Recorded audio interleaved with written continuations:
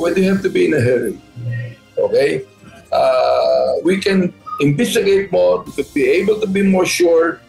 In the 20th Congress, we can be more sure of the impeachment rather than today. Wala pang lumalapit kay Manila 6th District Representative Benny Abante upang hingin ang kanyang endorsement sa isang impeachment complaint laban kay Vice President Sara Duterte. Kung meron mang magtatangka, hindi niya ito susuportahan dahil naniniwala siyang hindi na ito kayang asikasuhin ng 19th Congress. At this point in time, palagay ko, hindi na eh. I made up my mind that I'm not going to be a party of the impeachment now because it's too short a time, and I think that we're not prepared for it.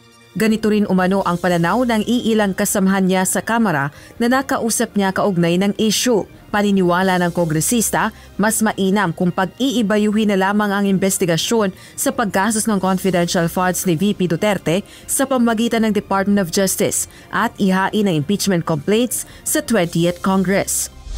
Gate pa nito, sakaling makakuha ng 103 endorsers o 1/3 sa mga miyembro ng Kamara ang isang impeachment complaint laban kay VP Duterte, hindi pa rin nakatitiyak kung uusad ito sa Senado, lalo na't papalapit na ang 2025 midterm elections.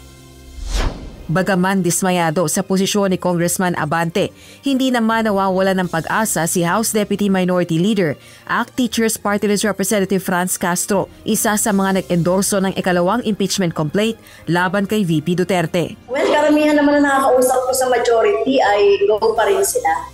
No? Siguro sa timing lang at go signal ng kanilang ng majority, yung leadership ng majority. Hindi rin tayo nakakasigap siguro kasi sa 20th Congress kung ang magiging decision pa rin ay for impeachment, baka magbago na rin. Kasi alam naman natin may 1-year ban. Pag sinimulan ba ngayon,